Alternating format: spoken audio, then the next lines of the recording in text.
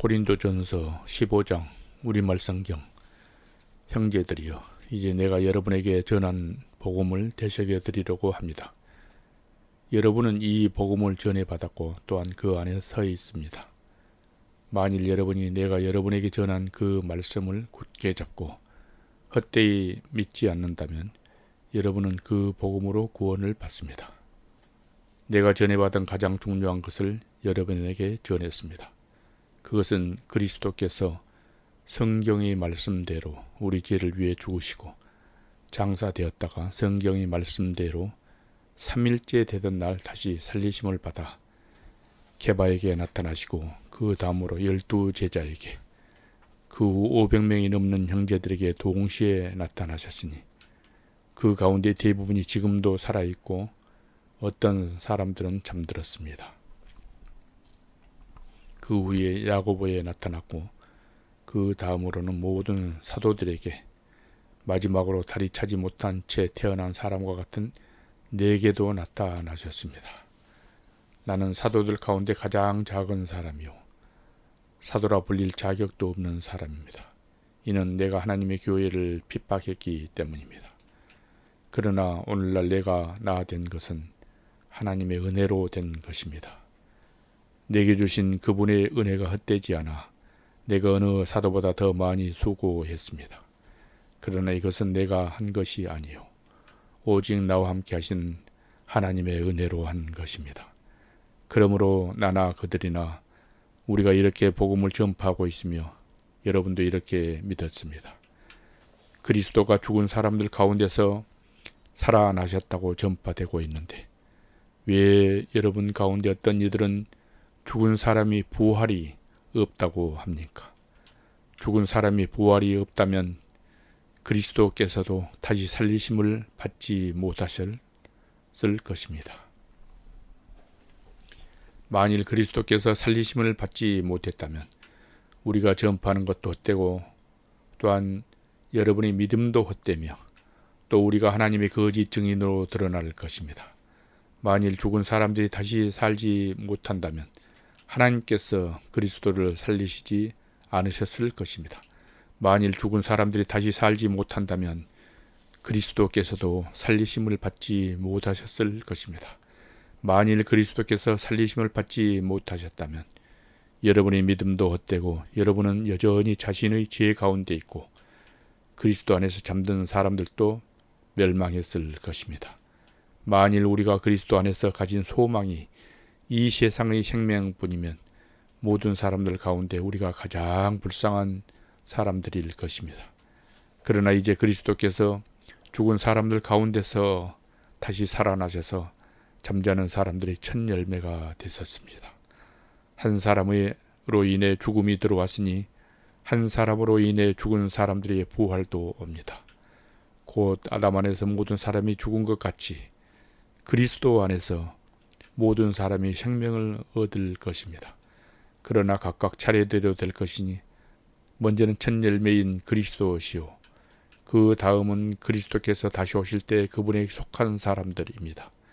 그 다음에 세상의 마지막이 올 것인데 그때는 그분이 모든 권력과 권세와 권능을 멸하시고 그 나라를 하나님 아버지께 바칠 것입니다. 하나님께서 모든 원수들을 그리스도의 발 아래 두실 때까지 다스리셔야 합니다. 멸망당할 마지막 원수는 죽음입니다.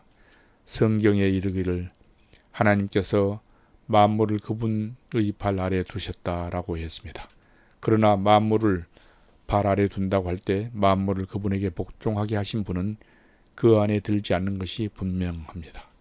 만물을 그분께 복종하게 하신 때는 아들 자신도 만물을 복종하게 하신 분에게 복종하게 될 것입니다.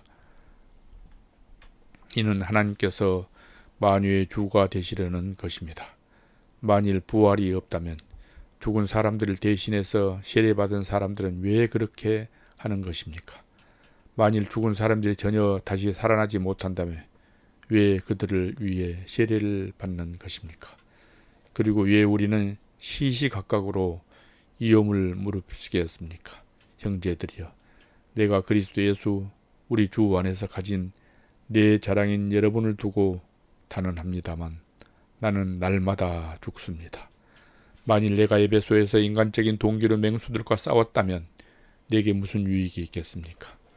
만일 죽은 사람이 살아나지 못한다면 내일 죽을 것이니 먹고 마시자라고 할 것입니다. 속지 마십시오. 나쁜 친구들이 좋은 습관을 망쳐버립니다. 정신을 똑바로 차리고 죄를 짓지 마십시오. 하나님을 알지 못하는 사람들이 있으므로 여러분을 부끄럽게 하기 위해 내가 이런 말을 합니다. 그런 어떤 사람은 죽은 사람들이 어떻게 살아나며 어떤 몸으로 옵니까? 라고 물을 것입니다. 어리석은 사람이여, 당신이 뿌리는 씨가 죽지 않고서는 살아날 수 없습니다. 당신이 뿌리는 것은 장차 생겨날 몸 그 자체가 아니라 밀이나 다른 곡식이든지 다만 씨앗을 뿌리는 것입니다. 그러나 하나님께서는 뜻하시는 대로 그 씨에 몸을 주십니다. 곧 각각의 씨에 각기 고유한 몸을 주십니다. 모든 육체가 다 같은 육체가 아닙니다. 사람의 육체가 다르고 짐승의 육체가 다르고 새의 육체가 다르고 물고기의 육체가 다릅니다. 또 하늘에 속한 몸들이 있고 땅에 속한 몸들이 있습니다. 그런 하늘에 속한 몸들의 영광이 다르고 땅에 속한 몸들의 영광이 다릅니다. 해의 영광이 다르고 달의 영광이 다르고 별들의 영광이 다릅니다. 별과 별의 영광이 서로 다릅니다. 죽은 사람들의 부활도 이와 같습니다. 썩을 몸으로 묻히지만 썩지 않을 것으로 살아납니다. 비천한 가운데 묻히지만 영광 가운데 살아납니다. 약한 사람으로 묻히지만 강한 사람으로 살아납니다. 자연의 몸으로 묻히지만 영적인 몸으로 살아납니다. 자연의 몸이 있다면 영적인 몸도 있습니다. 기록되기를 첫 사람 아담은 생명이 있는 영이 됐다 라고 한 것처럼 마지막 아담은 생명을 주는 영이 됐습니다. 그러나 신령한 것이 먼저가 아니라 자연에 속한 것이 먼저며 그 다음이 신령한 것입니다. 첫 사람은 땅에서 났으므로 흙에 속한 사람이나 둘째 사람은 하늘에서 왔습니다. 그 흙에 속한 사람과 같이 저 흙에 속한 사람도 그러하고 그 하늘에 속한 사람과 같이 저 하늘에 속한 사람들도 그러합니다. 우리가 흙에 속한 사람의 형상을 입은 것처럼 또한 우리는 하늘에 속한 사람의 형상을 입을 것입니다.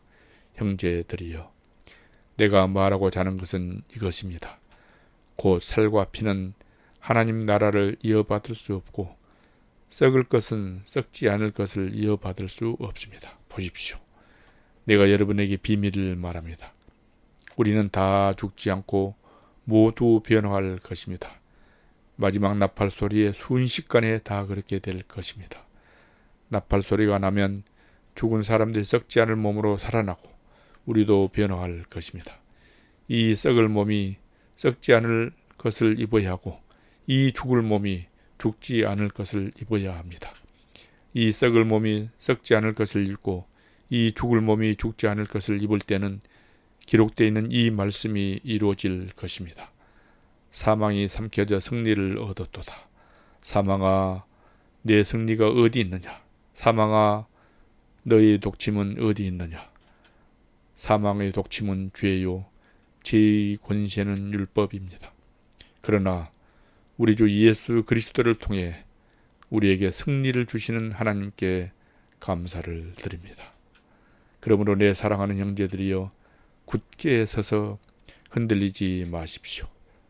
여러분의 수고가 주 안에서 헛되지 않음을 알고 항상 주의 일에 더욱 힘쓰는 사람들이 되십시오.